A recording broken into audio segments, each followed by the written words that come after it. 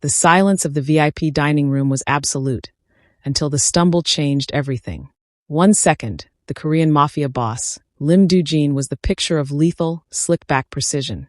A man whose dark tailored suit signaled a discipline as cold as the ice in his glass. The next, a shadow moved too fast. Sola Bennett, a black waitress whose presence had been socially invisible all night, tripped over a stray cord. She didn't just fall. She lunged forward to find her balance, her hands reaching out to catch herself. Her fingers gripped the lapels of his $5,000 jacket, her body weight driving her directly into his lap. The contact wasn't just physical. It was precise and devastating. Her hip bone collided with his manhood with a force that should have been painful. But instead, it was a spark to a fuse. And that's when the impossible happened. His body, which had been a frozen tomb of clinical paralysis for years, betrayed his mind. It wasn't a gradual awakening. It was a violent, sudden rush of heat. A throb of desire so sharp it made his breath hitch. After years of doctors, experimental treatments, and the hollow silence of a dead body, Lim Doo-jin was suddenly undeniably alive. Sola didn't scramble away in a panic. Instead, she stayed there for a heartbeat too long, her hands still gripping his jacket at chest level, her stance grounded and balanced. She looked up at him, and there was no flirting, no pleading. Her gaze was a calm, steady anchor in the middle of his internal storm. A smudge of flour marked her cheek, a tiny piece of reality in his manufactured world. "I have you," she said, her voice composed and low, lacking the tremor of a woman who knew she was touching a monster. The sound of her voice was the final trigger. It slid down Doo-jin's spine like a physical weight, settling exactly where the fire was hottest. He sat there rigid, his shoulders squared but frozen. His eyes were widened and unfocused, caught in a moment of public vulnerability he hadn't anticipated in a decade. He looked powerful to the room, but in her grip, he was momentarily powerless. "Sir?" she asked, her lips relaxed, neither smiling nor tense. She didn't know what she had triggered, but she clearly wasn't afraid of the man whose name made the rest of the city tremble. Before he could find his voice, the floor manager was there, hissing apologies and pulling her away. "Sola, let's go," her hands sliding off his expensive fabric with an unintentional dominance that left him feeling cold. She was marched away like a nuisance, but she didn't look back with the typical fear of a servant. She looked back with a quiet, observant curiosity.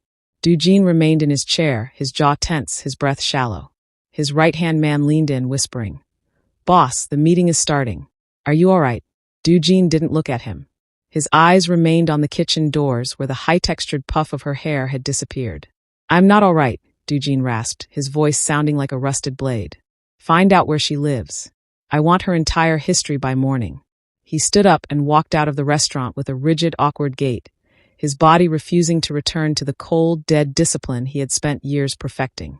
The car ride to his estate was a special kind of hell. Every time the tires hit a bump, his body reminded him that the waitress had done in 10 seconds what $1 million in medical fees couldn't. She had made him feel. Welcome back to Seoul Syndicate Stories.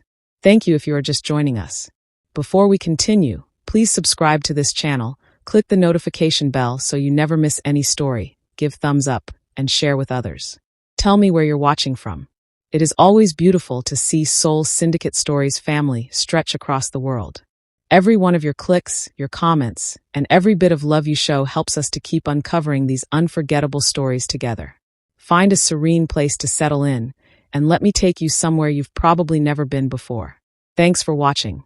The silence of the VIP dining room was a physical thing, a heavy velvet shroud that Lim Doo-jin maintained through reputation alone. He sat at the head of the mahogany table, the very image of controlled masculinity. His hair was slicked back with a precision that suggested not a single strand dared to defy him, and his dark tailored suit caught the dim light like a warning. For years, this was his only reality, cold, ordered, and utterly numb. He was a man who moved through a world of gray, his body a silent temple where the fires of desire had long since gone out. The disruption happened in the space between heartbeats. 1 second, Doo-jin was watching his lieutenants with eyes that were sharp but hollow. The next, the heavy swinging doors of the kitchen burst open with a frantic energy that didn't belong in his presence. Sola Bennett tripped. It was a clumsy, human mistake. A stray cord catching the heel of her sensible work shoe. but it launched her forward like a stone from a sling. She didn't scream. She lunged. Doo-jin's eyes widened, unfocused for a split second as the invisible waitress flew toward him. He didn't move to catch her, and he didn't move to avoid her. He was simply frozen in shock.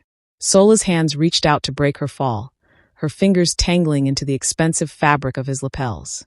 Her momentum carried her straight into his lap, her hip bone colliding with him in a way that was meant to be an accident, but felt like an assault on his very soul. It was a direct, heavy hit to his manhood. And then, the world exploded into color. It wasn't a slow stir or a gentle warmth. It was a violent, painful rush of blood, a throb so intense it forced a shallow, ragged breath from his parted lips. For the first time in years, the dead part of him screamed to life. The paralysis that had defined his existence since the trauma broke in a single, agonizingly beautiful moment of contact. Sola didn't pull away immediately. She remained grounded, her hands gripping his jacket at chest level to steady herself. Her posture was balanced, her shoulders relaxed even as she realized the gravity of her position. When she finally looked up at him, she wasn't performing. There was no flirtatious tilt to her head or pleading in her eyes. Instead, her gaze was steady and calm, a dark, composed anchor in the middle of his sudden internal storm. "I have you," she murmured. Her voice was low and grounded, lacking the tremor of fear that usually accompanied those who found themselves too close to him. Doo-jin couldn't speak. His jaw was tense, his rigid posture masking the fact that he was currently a prisoner of his own biological reaction. He could feel the smudge of white flour on her cheek, see the texture of her natural hair pulled back into a high puff, and smell the faint, real scent of kitchen spices and honest work. She felt real. She felt warm. And under her unintentional dominance, Doo-jin felt the loss of every ounce of internal authority he possessed. He was the most powerful man in the room, but as he sat there with his breath hitched and his body throbbing in a $5,000 suit, he had never felt more powerless. The floor manager appeared then, a blur of panicked apologies, dragging Sola back by her arm. "I am so sorry, Director Lim. She's new, she's invisible. She'll be dealt with." Sola let go, her hands sliding off his lapels with a friction that sent a final, punishing spark through his nerves. She was pulled away toward the kitchen, but she didn't look like a woman who had just committed a crime. She looked back over her shoulder once, her half-lidded eyes showing a quiet curiosity that burned deeper than any insult.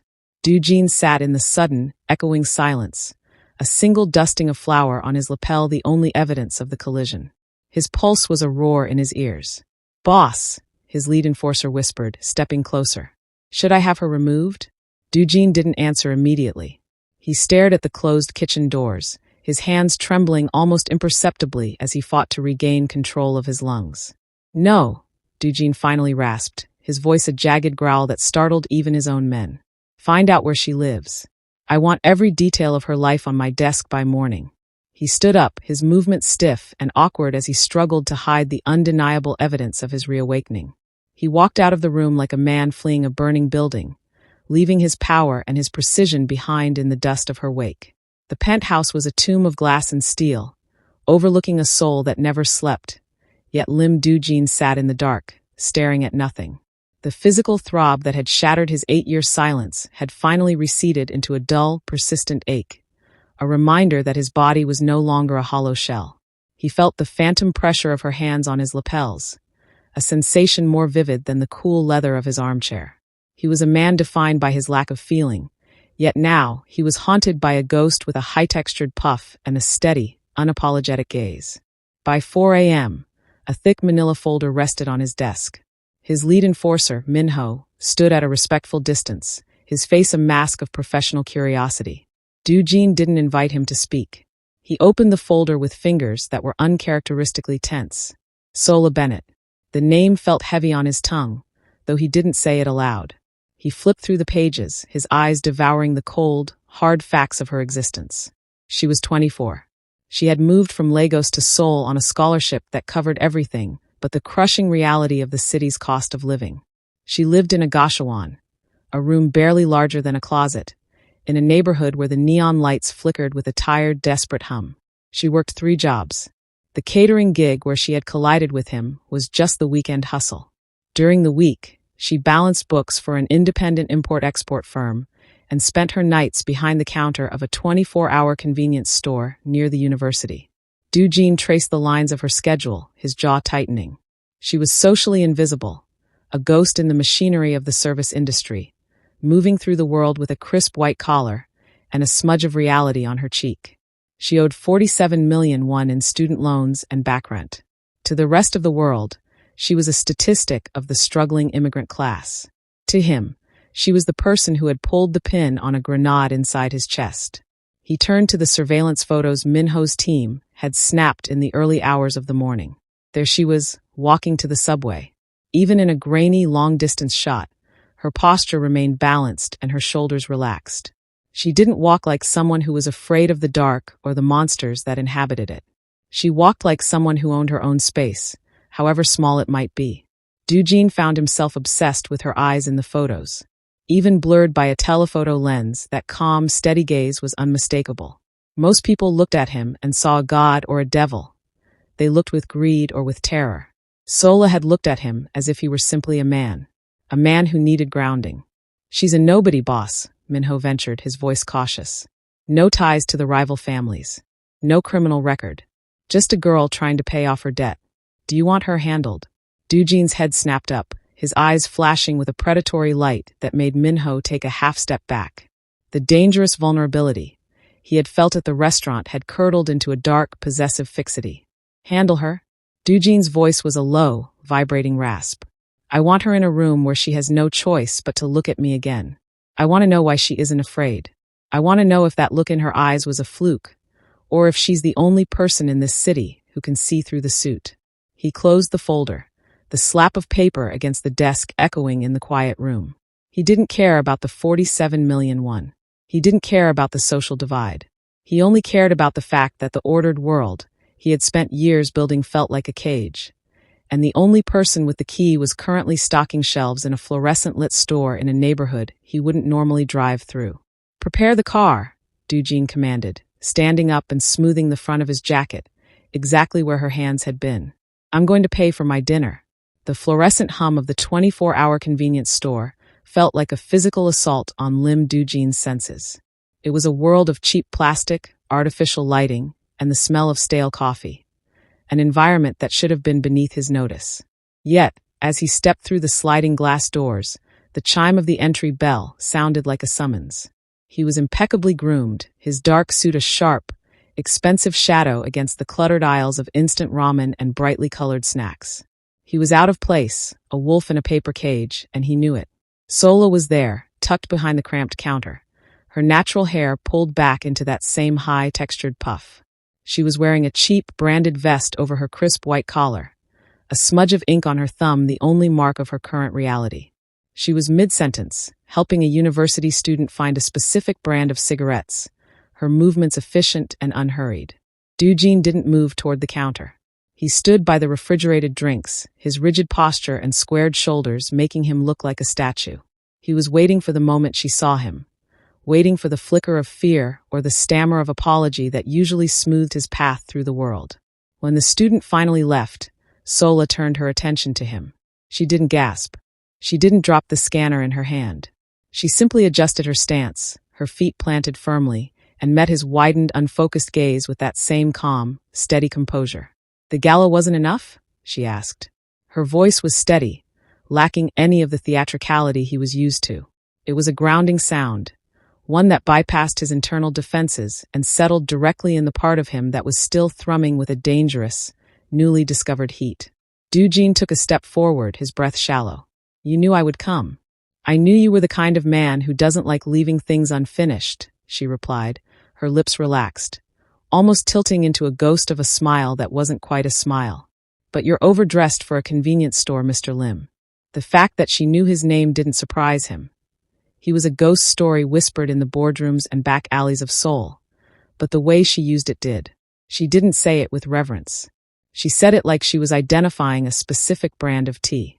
Doo-jin reached the counter, the proximity forcing him to look down at her. He felt the loss of his internal authority once again.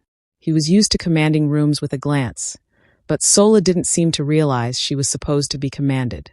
She wasn't performing for him. She wasn't seducing him.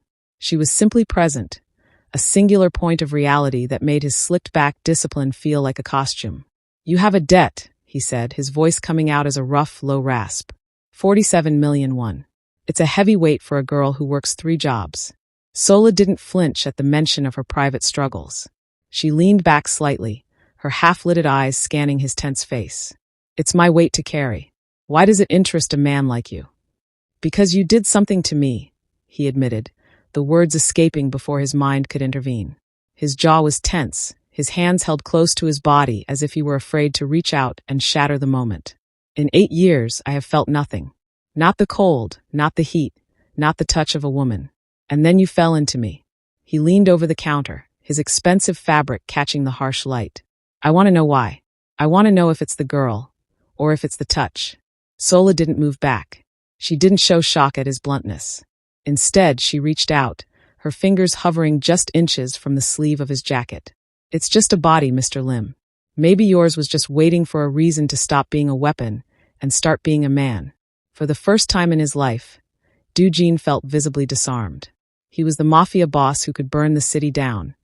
Yet he was standing in a fluorescent-lit store, paralyzed by the steady gaze of a waitress who wasn't afraid to look him in the eye.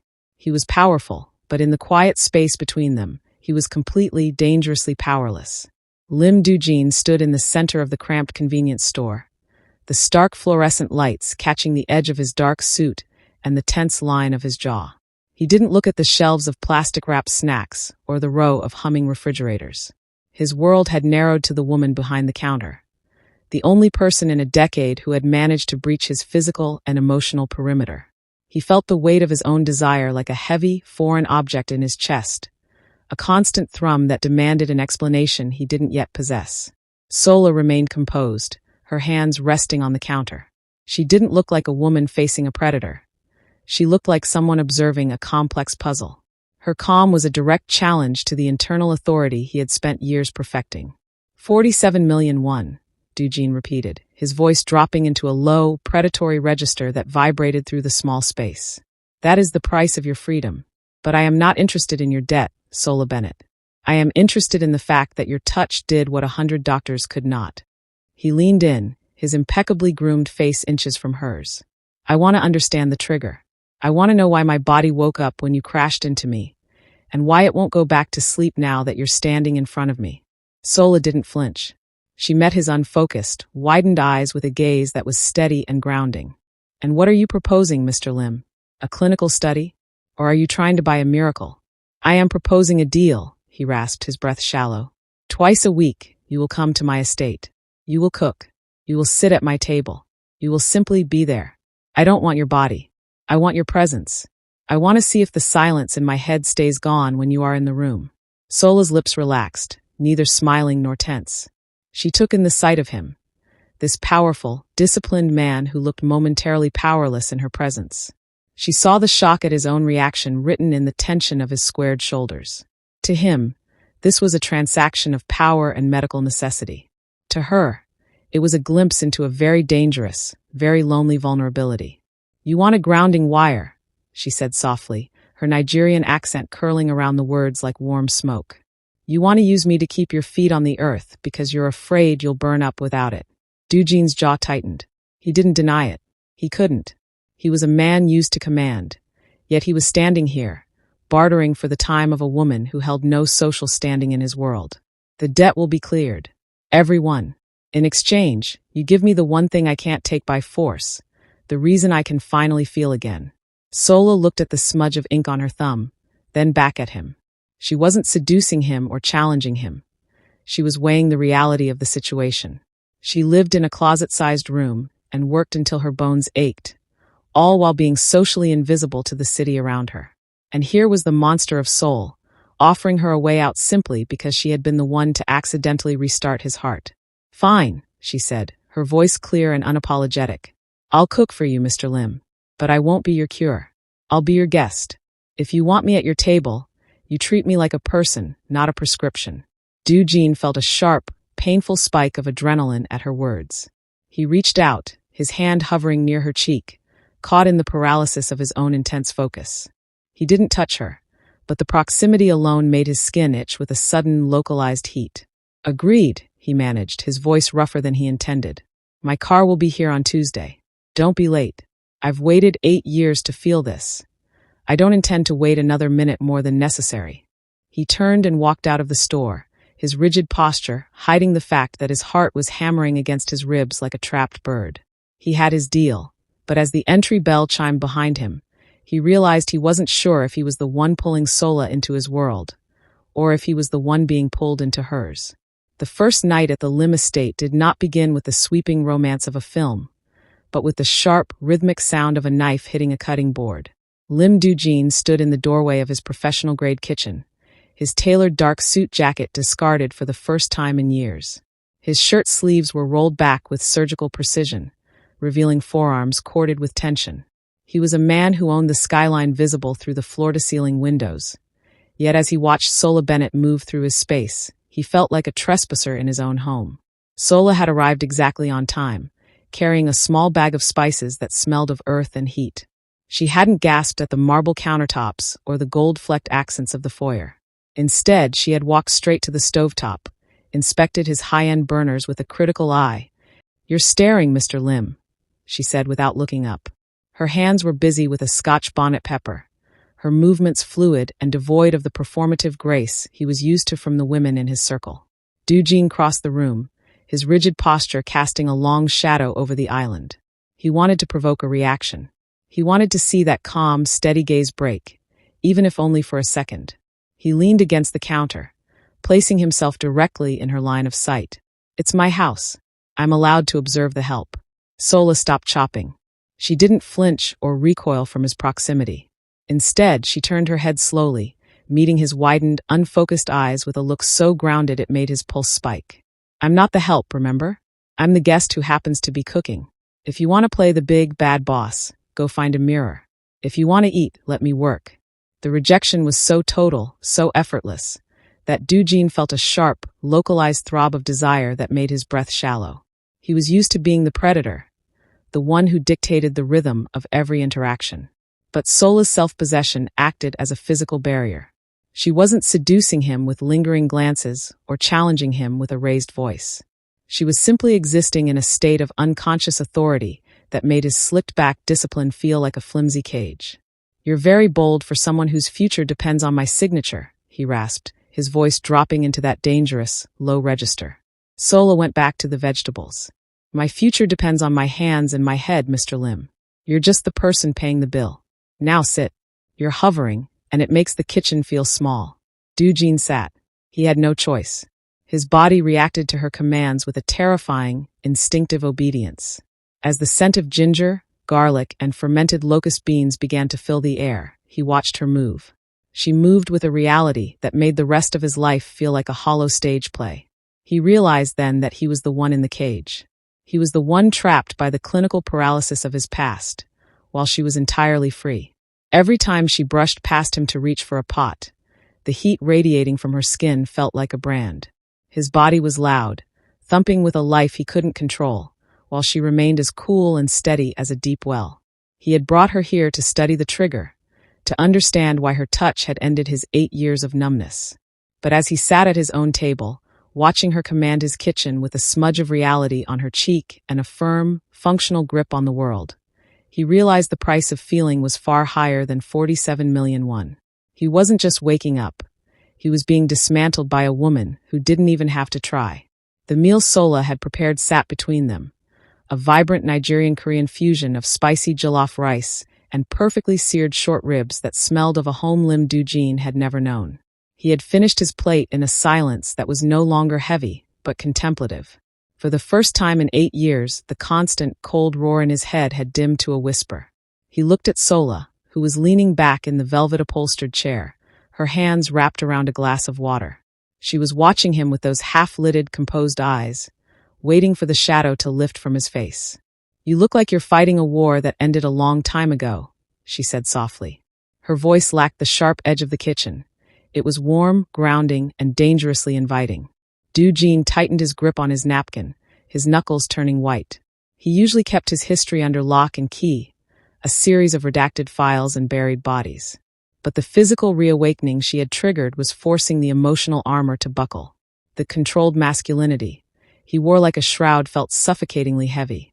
8 years ago, I wasn't just a man, he began, his voice a jagged rasp that seemed to catch in his throat. I was a man who believed in things. I had a fiancée. She was the only part of my life that didn't smell like gunpowder and blood. He looked away, his gaze fixing on a distant point in the darkened dining room. My rivals couldn't get to me, so they got to her. They made me watch. They wanted to break the Monster of Seoul by showing him exactly how much he could lose. And it worked. When her heart stopped, something in mine just clicked off. Not just the grief. Everything. My body became a tomb. I could walk, I could kill, I could lead, but I couldn't feel the sun on my skin or the blood in my veins. I was a ghost in a $5,000 suit. He finally turned back to her, his eyes widened and unfocused, raw with a vulnerability that occurred nowhere else but in this room. And then you crashed into me at that gala. And the tomb cracked. The silence that followed was absolute. Doo-jin expected pity. He expected the wide-eyed terror of a woman who had just realized she was dining with a man who had seen too much death. Instead, Sola didn't move. Her posture remained relaxed, her shoulders squared but not tense. She reached across the table, not to grab his hand, but to rest her fingers on the wood near his. You've been holding your breath for 8 years, Doo-jin, she said, using his name without the formal title for the first time. The Nigerian lilt in her voice felt like a physical caress against his nerves. That's a long time to stay underwater. You aren't a ghost.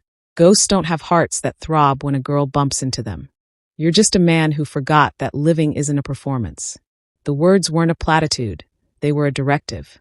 Her lack of shock, her refusal to be startled by his darkness, offered him a genuine comfort that no high-priced therapist had ever achieved. She wasn't afraid of the monster because she saw the man beneath the scars. You're not broken, she added, her gaze steady and focused. You were just waiting for someone who wasn't afraid to touch the parts of you that hurt. Doo-jin felt the tension in his jaw break. A shallow breath escaped him, and for the first time, his arms weren't held close to his body in resistance. He leaned toward her, drawn into the orbit of her unconscious authority. He was still the boss, the man used to command, but in the presence of her calm, he felt the terrifying, beautiful sensation of the cage door finally swinging open. He was no longer just a weapon. Because of her, he was starting to remember how it felt to be a man. The stillness of Lim Doo-jin's empire was deceptive. In the underworld of Seoul, power was not just held, it was performed. For years, Doo-jin had performed it through a terrifying, predictable coldness. But now, the cracks in his armor were becoming a beacon. Word had traveled through the back alleys and high-rise boardrooms that the monster was distracted. He had been seen in a fluorescent-lit convenience store. He had been spotted leaving a gala early, looking unfocused and shaken. To his enemies, this wasn't humanity. It was blood in the water. Inside the penthouse, the atmosphere had shifted from a clinical sanctuary to a high-tension war room. Doo-jin sat at his desk, but his eyes weren't on the ledgers of his shipping empire. They were on the empty chair across from him, where Sola had sat just nights before. The phantom scent of her spices still seemed to linger in the air, a reality that made the cold steel of the handgun resting near his hand feel foreign and heavy. Minho entered without knocking, his face grim. The Kong family has moved 2 crews into the Gangnam district, boss. They're hitting our secondary distribution hubs. They aren't hiding it anymore. Doo-jin didn't look up. His rigid posture was intact, but his mind was caught in a dangerous loop. He was thinking about Sola's schedule, her shift at the import firm, her walk to the subway, her socially invisible life that was now the most visible target in the city. They think I'm soft, Doo-jin rasped, his voice a jagged edge that sliced through the quiet. They see you're stuck, boss, Minho said, his loyalty warring with his frustration. You haven't ordered a retaliation in a week. You're spending your nights tracking a waitress instead of guarding the borders. The other families, they think the accident at the gala broke more than just your silence. They think it broke your will. Doo-jin finally looked up, his eyes widened and unfocused, burning with a mix of newfound desire and ancient predatory rage. The loss of internal authority he felt in Sola's presence was being mistaken for weakness by men who didn't understand that he was finally feeling enough to be truly dangerous. They want to see if the monster is still there? Doo-jin stood up, his shoulders squared, his arms held close to his body. Let them look, but double the detail on Sola Bennett. If a single hair on her head is touched, I won't just hit their hubs. I'll burn the city until there's nothing left for them to rule. Boss, bringing more attention to her is exactly what they want, Minho argued. She's your line now. They know if they cross it, you'll react. They're trying to draw you out into the open. Then I'll go into the open, Doo-jin said, his jaw tense. I've spent 8 years in a tomb, Minho. I'm not going back. If they want blood, they'll have it, but they'll never have her. He walked to the floor-to-ceiling window, looking down at the glittering lights of Seoul. Somewhere down there, Sola was moving through the night with her calm, steady gaze, unaware that her unintentional dominance over his heart had just started a war. Doo-jin felt the throb in his veins, the loud, distracting heartbeat that reminded him he was alive. It was a dangerous vulnerability, a weight he hadn't carried in a decade. But as he watched the shadow of a rival scout car pull up across the street, he realized he had never been more ready to kill. The order was broken. The hunt had begun. And for the first time, Lim Doo-jin had everything to lose. The attack did not happen in the shadows of a back alley, but in the sterile, brightly lit environment where Sola Bennett spent her nights. The convenience store was quiet, the hum of the refrigerators the only soundtrack to her shift, until the glass front of the building disintegrated. The sound was like a thunderclap. Shards of tempered glass rained down like lethal diamonds, shredding the posters on the windows and embedding themselves into the plastic shelving. Sola didn't scream. Her balanced stance and years of working on her feet saved her. As the first volley of gunfire chewed through the cigarette gantry behind her, she dropped. She rolled behind the reinforced steel of the checkout counter, her hands steady as she gripped the cold floor. Her crisp white collar was instantly sprayed with a fine mist of dust and pulverized drywall. A smudge of black soot streaked across her cheek, marking her with the reality of Doo-jin's world. Outside, a black sedan had screeched to a halt, and 3 men in leather jackets stepped out, their faces obscured. They weren't looking for cash. They were looking for the woman who had made the Monster of Seoul look unfocused. "Check the back," a voice barked in Korean. Sola stayed pressed against the floor, her breath shallow but controlled. She could hear the heavy boots crunching on the glass, moving closer. To any other woman, this would have been the end, a moment of pleading and terror. But Sola's calm was her armor. She looked around the small space of her invisible life and found the only weapon she had, a heavy cast-iron pot she had brought from home to cook her midnight meal. As the first gunman rounded the counter, his weapon raised, Sola didn't cower. She didn't plead. She swung. The heavy iron connected with the man's knee with a sickening crack. As he buckled, she didn't hesitate, using her grounding, functional grip to snatch the fallen handgun from his grip. She didn't fire. She didn't know how, but she held it with a firm, balanced stance that communicated a terrifying self-possession. The second man froze, his eyes widening as he looked into the half-lidded, composed gaze of a woman who was supposed to be a victim. In that moment, she wasn't a waitress or a student. She was a force of nature. The screech of tires announced the arrival of Lim Doo-jin. He didn't wait for the car to stop before he was out, his tailored suit a dark blur of lethal intent. He moved with the precision he had spent 8 years perfecting, but his face was no longer a mask of controlled masculinity. It was raw, distorted by a shock at his own fear. The gunfight was short and brutal. Doo-jin moved through the store like a ghost of vengeance, neutralizing the remaining attackers before they could even turn their sights on him. When the last man fell, the silence returned, heavier than before. Doo-jin turned to the counter, his eyes widened and unfocused, his breath coming in ragged gasps. He expected to find Sola broken. He expected to find her crying, terrified of the world he had brought to her doorstep. Instead, he found her standing by the register, her white collar stained with soot and blood that wasn't hers. She was holding the heavy iron pot in one hand and the gunman's weapon in the other. Her gaze was steady, focused on him. She wasn't startled. She wasn't even trembling. "You're late, Doo-jin," she said, her Nigerian accent as smooth and grounding as ever. Doo-jin stopped, his rigid posture sagging for a fraction of a second. He looked at the wreckage of her store, the evidence of work and motion now mixed with the debris of a Mafia hit. He saw the smudge on her cheek and the blood on her shirt, and he felt a dangerous vulnerability that made his knees weak. She wasn't afraid of him. She wasn't afraid of his world. She had stood in the middle of the fire and hadn't blinked. In that moment, Doo-jin realized that his obsession with her wasn't just about the touch that woke him up. It was about the fact that she was the only person alive who could look at the monster and not turn away. He walked toward her, his hand reaching out, not to command, but to finally, consensually, touch the reality of her face. Sola didn't move back. She leaned into the contact, her calm communicating a terrifying, beautiful authority over the man who had thought he had nothing left to feel. The aftermath of the attack on the convenience store was not a cleanup, it was an erasure. Within hours, Lim Doo-jin's crews had descended, not just to sweep away the glass and brass casings, but to dismantle the very foundations of the rivals who had dared to touch his line. Doo-jin did not retreat into the shadows of his high-rise. Instead, he stood in the center of his estate's garden, the morning sun finally hitting his face, feeling the warmth of the light as keenly as he felt the presence of the woman standing beside him. He had burned his ordered world to the ground. In the 24 hours following the hit, Doo-jin had systematically dismantled the delicate treaties and cold alliances that had kept the Seoul underworld in a state of frozen peace. He had chosen a side, and that side was Sola. By exposing his vulnerability, he had invited the fire, and then he had used that fire to incinerate every threat to her safety. He was no longer the Monster of Seoul who ruled through clinical numbness.